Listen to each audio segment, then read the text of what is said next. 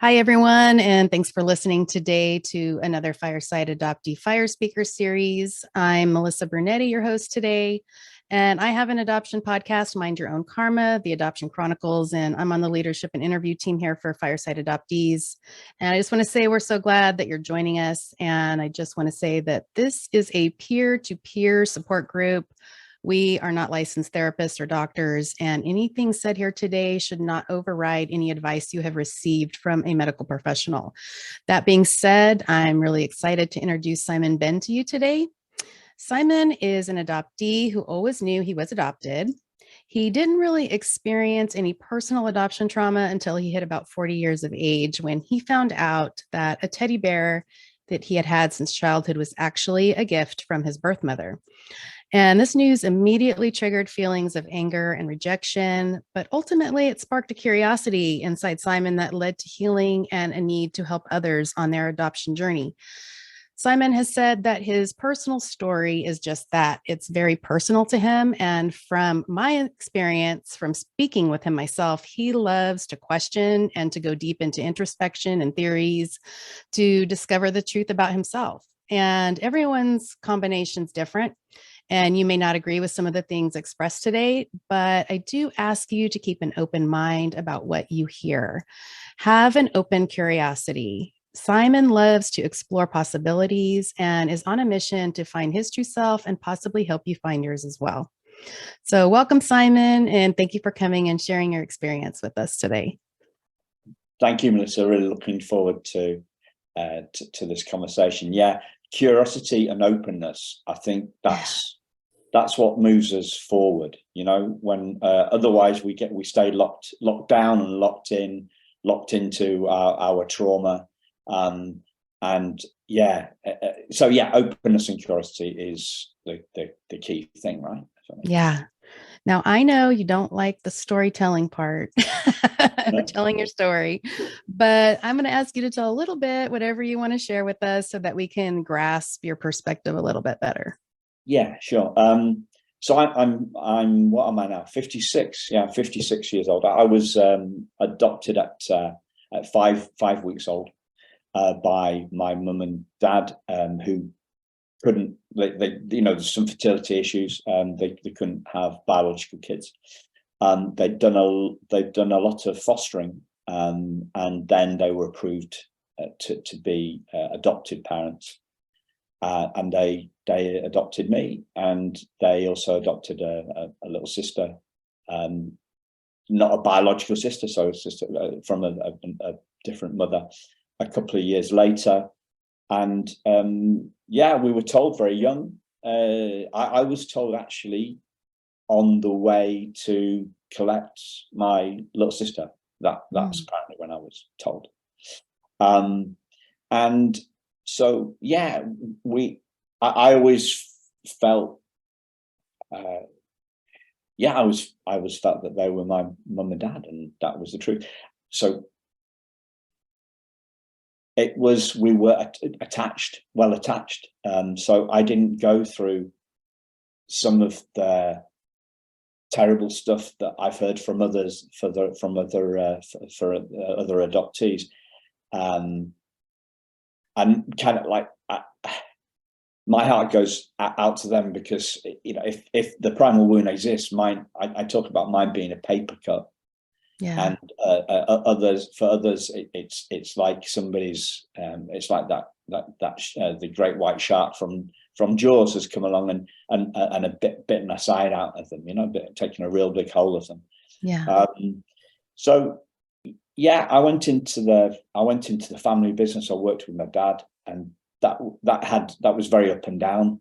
Sometimes we got on very well together, but he was a tough guy to work for many people, not just me. Around 40, I found out the teddy bear was from my birth mother.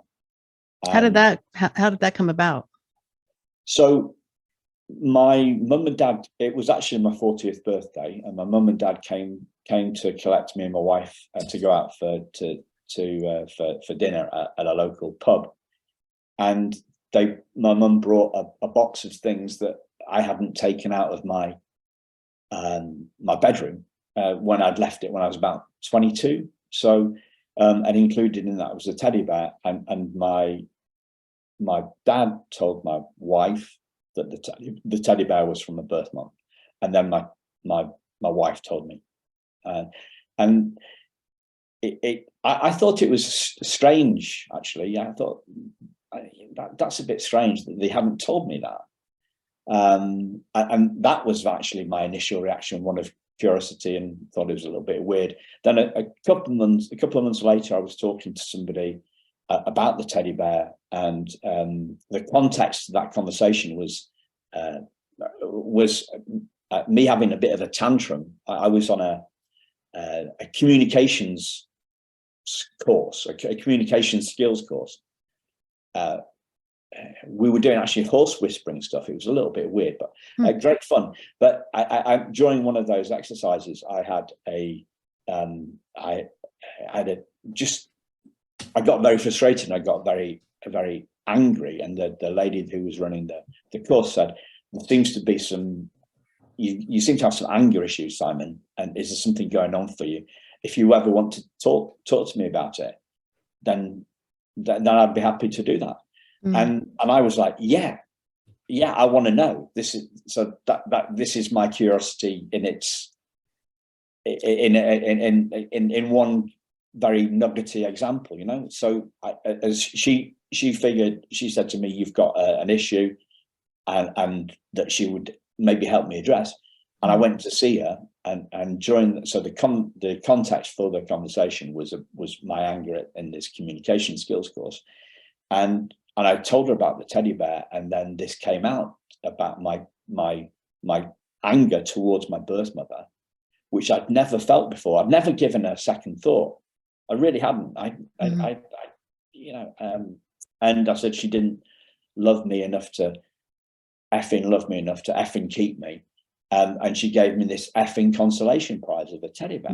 So that was the context. Yeah. And this is the bear, right? Yeah.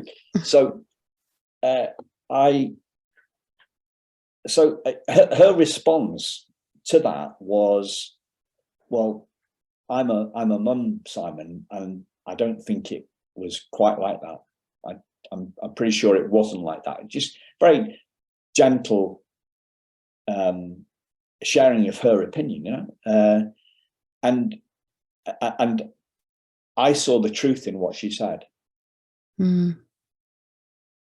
I saw the truth in what she said. So the volcano, and when I saw that truth, the volcano of anger within me kind of stopped. The lava stopped spraying out the top of out of the top of the volcano, and there was just a little bit of steam, little smoke, bit of white smoke coming out the top of the volcano. So that set me off on that, and the fact that I finally achieved some business success that year that I'd been pursuing for a long time, right? And it didn't make me happy. So I thought that. So looking back on this now, and I'm talking 16 years ago, it seemed to me that the two factors, the two things, were the spark for my were either a midlife crisis or a start of a spiritual journey. It's me coming out of the fog. What are these things? And off we went. So I was looking for what was going to make me happy, because business success hadn't made me happy. It hadn't stopped me worrying about the future. And I thought maybe adoption had screwed me up, really. That was the thought. So that set me off on there. It put my antennae up, really. I was looking for, okay, so what's going to make me happy? How am I going to be happy in this world? So. Right. So the teddy bear incident, would you say that's the moment you came out of the fog then? Yes. You were in the fog. And so let's talk about the fog, our favorite subject. What is your definition of the fog for you? So for me, it's when what has been unconscious, what has been in the subconscious, becomes conscious. So we become aware of some trauma that's been hiding somewhere within us, because we don't have the memory of it, and it's pre-verbal. We don't have the words. Yeah. So. And how did you handle that? I know you had some anger initially, but it sounds like you kind of got over it quickly. And would you say you came out of the fog quickly, or was there still a process going on there? Well, I came out of the fog quickly. Yeah. And I think business, for me, business has been a far bigger stressor for me than adoption in my story. Yeah. And yeah, I think we can, because I've had these two different stressors or trauma. One was kind of very acute, and I became aware of it in that moment, talking to this lady Sarah. And whereas business, so that was kind of an acute one, and the business one was a far more ongoing kind of chronic stressor, but both of those things have caused me heartache and sleepless nights, especially the business stuff. And both of those have got in the way of me seeing who I truly am. So it was kind of like it wasn't just adoption fog that you were coming out of. It sounds like you said, you were having an awakening in a lot of different areas. Yeah. Well, I would say business and adoption. Yeah, with the business. So I've heard you talk about the voices in our heads, and what stories they're telling us. And what have you found to be true or not true about the voices in our heads? Well, the voice in my head, 99.9% of the time, it's negative, and it's not true. It's not true. It's not true. So my first big foray into this area was a 5-day retreat, where led by two great people, and there's 6 or 7 other people going through the course. Nothing to do with adoption, but all experiencing some pain in their lives, and we spent a week basically sharing our stories, and realizing that we all have this voice in our heads, and 99.9% of the time it is negative, and 99.9% of the time it is untrue, right? But we dove deep into that. So that's all we did for 5 days. It was a deeper kind of immersive experience, so that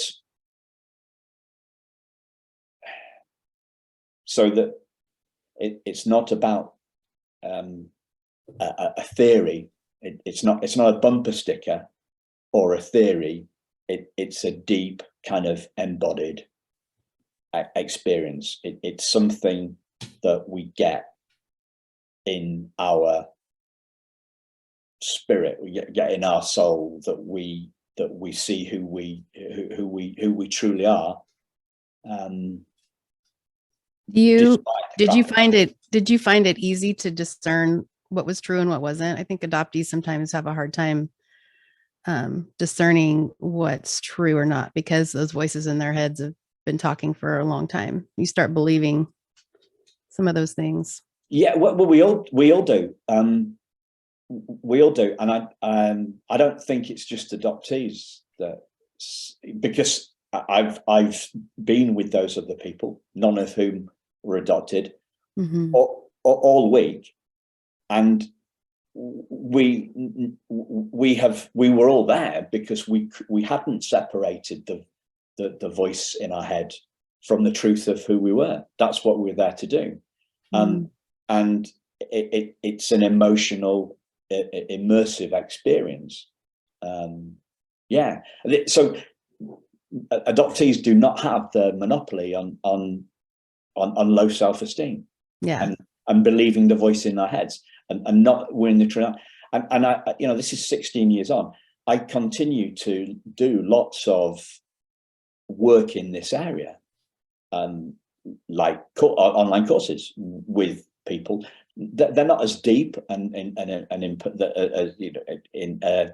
because it's online and because it's an hour. Or so.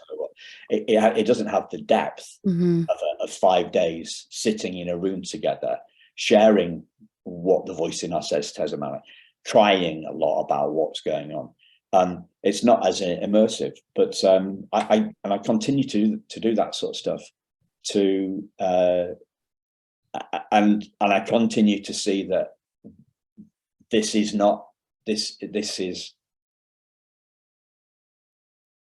a challenge that every human being has. Yeah. I just feel like adoptees have it from relinquishment on. So it's something that is almost ingrained in us. Not that anyone necessarily put it there. Some have that story, but I think we say it to ourselves, because of relinquishment, that we weren't good enough. So it just kind of starts there and snowballs into, and I think as you get older, then it's hard to kind of discern what is me, what isn't me, that whole essence of who you are. And it's hard to discern. Is that true? Is that not true? But a lot of people, not just adoptees, have that, but yeah. So let's talk about the primal wound a little bit. You said yours was just a paper cut. And so do you think, because I know you're into healing a lot, and we'll talk about that in a minute, but do you think it's possible to heal the primal wound, or do you think it's something that we just have to manage? Well, I believe that we are unwoundable. So I have definitely felt wounded. Okay. But I am not my feelings. So I realize this. Well, I feel that it can become a bit of a smart ass comment, right? So my metaphor for I've got a couple of metaphors for this. So the first metaphor, my favorite one, is the fist, right? Have I shown you this? You have. Shown me. Maybe the other people on the call saying, right? So instead of a primal wound, my metaphor for trauma, adoption trauma,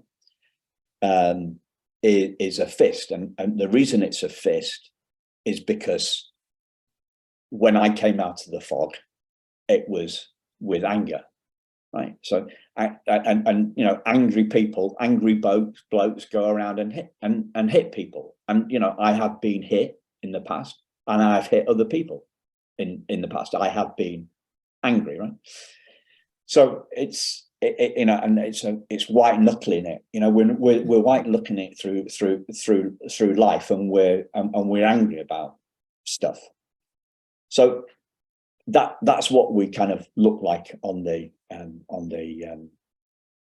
outside, the anger, right? So that's my metaphor. So, but the natural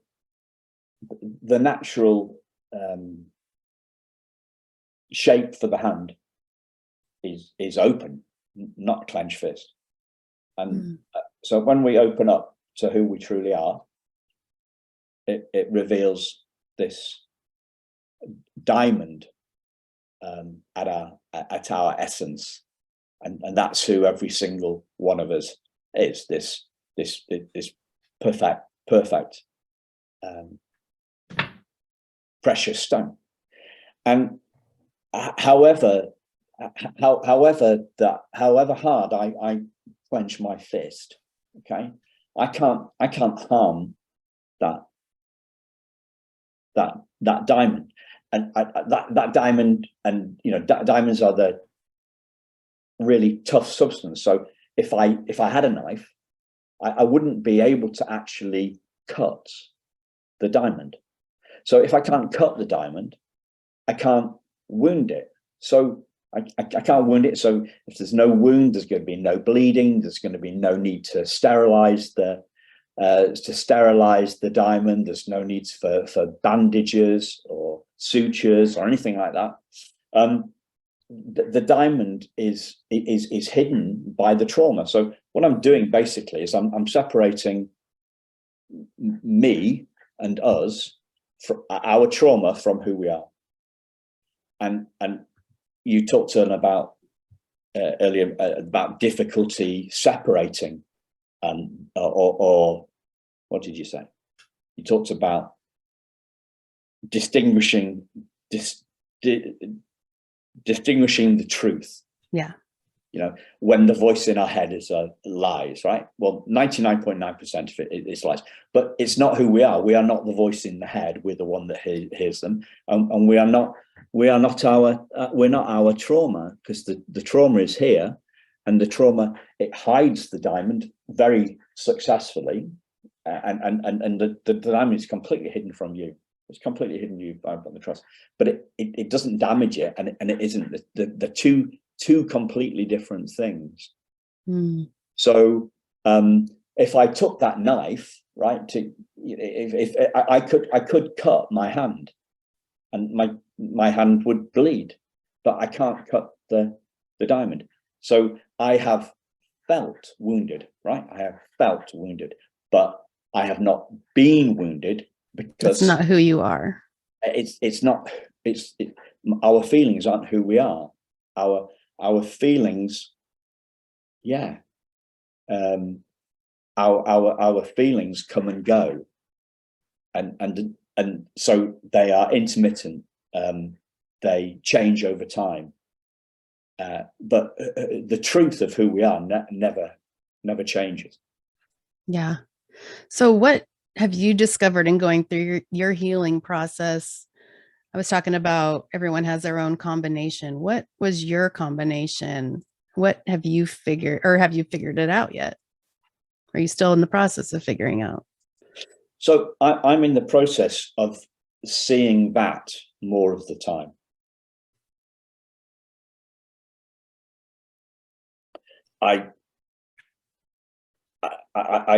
That's my.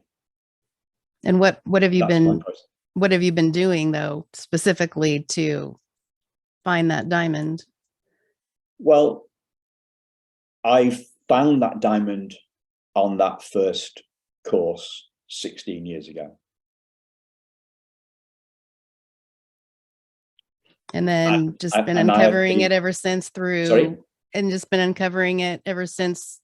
I have been deepening my understanding that is who I am, and that is who we all are since then. And I've been doing that by reading books. So a great book on this subject is the what's it called? It's a Don Miguel Ruiz book. Don Miguel Ruiz book called The Voice of Knowledge. And the first voice, the first 30 minutes of that, and it's like a son of a Toltec shaman or something like that, and who's an MD in New Mexico or California, I can't remember, but he talks about the voice of knowledge, and the voice of knowledge, and he relates it to Adam and Eve, and the fallen angel, and the voice of knowledge, and the liar in our heads. So Don Miguel Ruiz, I listen to that book all the time, and other conscious consciousness, people that are talking about consciousness and awareness. So it's like you started to uncover that diamond and discovered maybe that was where your happiness was, because you said you weren't happy with a lot of things, business and so once you get a taste of that, you just started digging deeper. So it's deepening the knowledge. So probably the closest that I can get to it is like you learn a language at one level and then just keep on deepening it. So I speak a bit of German, I speak a bit of French, right? I have spent far more time in Germany than I have in France. I've done language school in Cologne. I worked in a coffee factory in Berlin. So my knowledge of German is far better than my knowledge of French, because I have studied it more in depth, and that's what it's all about. And I think that the mistake that I've made in the past is I've thought it's once and done. So it isn't a once and done thing. It's not like riding a bike or not riding a bike. It's like not riding a bike, riding a bike without falling off, and then winning the Tour de France. There's the layers. There's the layers, and then winning it again next year the following year in a better time. So it's not a once and done. Yeah, it's not a once and done thing. Right. So you have a podcast called Thriving Adoptees, and what are you hoping people get out of your podcast when they're listening? Insights into how they can heal. So I've got my perspective. I want the Thriving Adoptees podcast is mainly about the guests' experience. But you don't do a lot of storytelling. You like to focus on theories I like to focus on the insights. Yeah. I like to focus on what people's insights are. And there's a very big reason for that, because the story in my head about who I was totally wrong.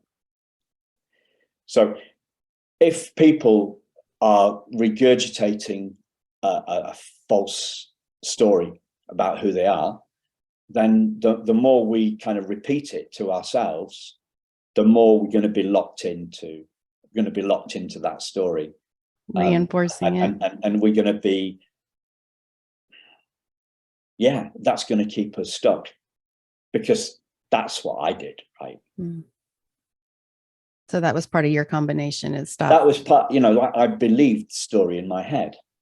Yeah. I thought I was the story in my head. I thought I was the I thought I was the voice in my head. There's no separation between me, the voice in my head, no separation between the truth and the lies. There's no separation between the truth of who I am and the lies that I had about myself. And this voice of knowledge, the Don Miguel Ruiz book, if people are interested in this voice in the head thing, then he sums it up in a beautiful way in that voice of knowledge thing. So yeah. Okay. And I know you have a upcoming event called Healing Our Primal Wound. You want to talk about that a little bit? Yeah. So it's going to be me talking about some of my stuff around the primal wound with the guests. Yeah. So. And you had a YouTube. You had your first YouTube that you put up the video and it got like 1,000 views in like a few days? Yeah. What was that again? It wasn't the first one actually, but it's the first one that anybody's ever taken a notice of. So, in like, I've done videos before, I get 10 or 20 views or something like that. So yeah, I did a YouTube, I did a webinar in January this year called Healing My Primal Wound, when I shared my perspective on this, on what's wounded, and my alternative metaphors that I believe more accurately describe my take on it. And so yeah, we did the webinar. 200 people signed up for the webinar. 70 showed up because they showed up because I told them that they didn't need to attend it live. I'm in the UK, so the timings don't work well for everybody. Yeah. So that people could register and get the replay, get the recording. And when I sent that link out to the 200 people that registered, within a day, yeah, we'd had 1,100 views. Why do you think that one caught fire? Because 130 people signed up to webinar, knowing that to get the recording at one level, and at the other level, I think because people are, I sense a shift to a more spiritual take on adoptee trauma rather than psychological take on it. And I think that's starting to happen a little bit more. I think the shrinks have had this area kind of boxed off, and maybe a deeper level of consciousness is more awareness is occurring to adoptees, and they're looking at it from a different for a different perspective. And because we want to heal. I feel like that's the most essential. I feel like more now than ever, people are looking for more alternative, not just the traditional therapies. That stuff can help and be part of your combination, but I feel like it's not really hitting the mark just by itself. So more adoptees are looking for, like you said, more of a connection with themselves, which seems like a lot of the more spiritual modalities are helping, that aren't usually the traditional stuff. So tell us about anything else you're involved in, or what's coming up, or anything that we haven't hit on that you have going on. Yeah, well, I'm working on a book, but I keep on kind of starting on a book, and I get to 10,000 words, and then I think it's not right. I prefer talking to writing. I prefer a dialogue to a monologue. And it's we heal together, right? So I came up with this idea of an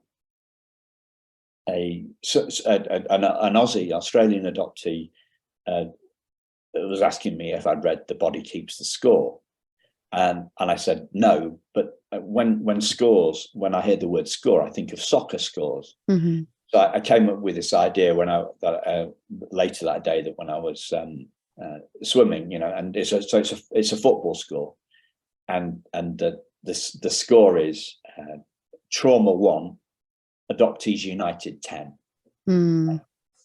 So the idea, by coming together, by being united, then we can trauma, especially if we're talking about the primal wound and that early stuff. If that's there, right, that happens first. That they score first. Trauma scores first, right? So that's the trauma 1. but then Adoptees United 10 by coming together. So I'm looking to do more collaboration stuff, which is what I rather than so at the moment I'm looking at, well, how can I create a book or an app? Actually, I'm looking at the idea of doing an app, but I want to do it in collaboration, not as a solo venture, which is why I'm delighted that these other modalities, as you call it, other ways of looking at this stuff seems to be catching on. I'm hearing more of that. I'm seeing other people, like, we've got Danielle Godet, Laura, Lorraine, because it's Laura, right? But it's Lorraine. Yeah, it's Lorraine. Yeah, I love that name. But if some people, there was this famous character in a British comedy called Nora, right? Okay, and it's spelled exactly like Laura. Yes, but with them, Nora Batty. So Lorraine, adopted comedian, and the stuff that the conversations that you and I have had, Melissa, it seems to be that side, a more consciousness kind of based approach, and more full body stuff. I know Danielle and Lorraine are into that.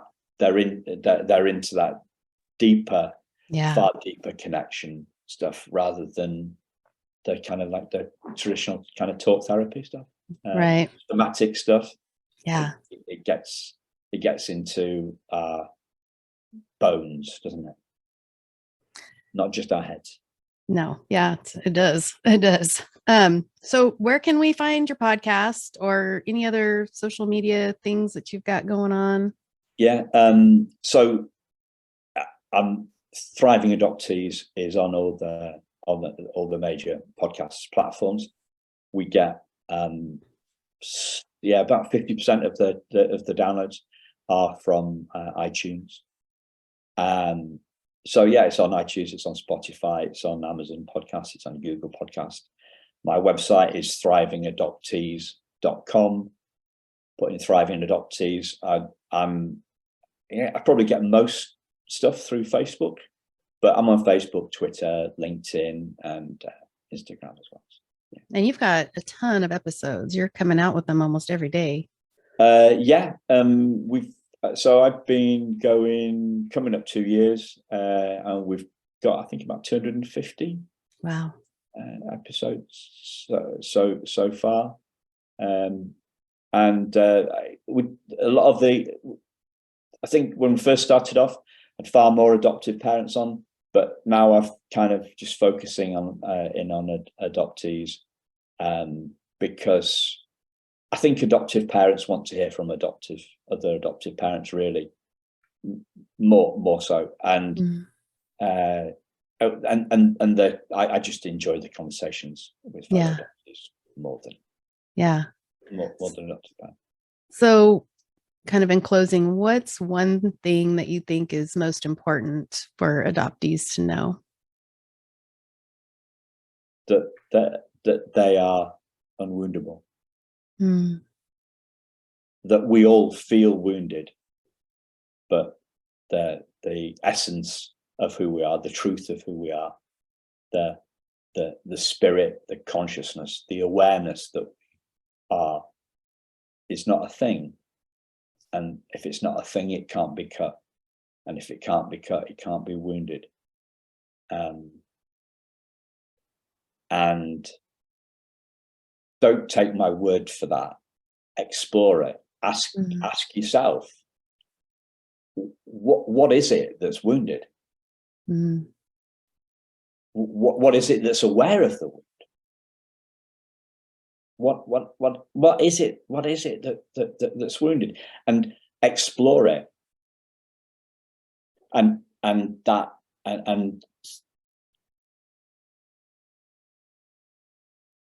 explore that essence. Try and find that essence. We all feel wounded, but be curious. Be curious. Be curious. Doesn't hurt. And be careful who you be careful who you listen to on this stuff, because there's some people out there who are, well, I want to learn from people that are further. I do all my learning for people that are ahead of me on a journey to understanding who we are in consciousness stuff. So yeah, you asked for one thing. I'm sorry. It's okay. You're fine.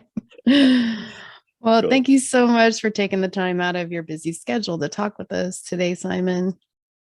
Thank you. I've loved it. Yeah, good. And I just want to say in closing, we're educating the world one story at a time. And if anyone listening is ready to tell their stories, there's so many adoptee podcasts out there, along with Simon's and mine. Just get out there and tell your story if you feel you're able to.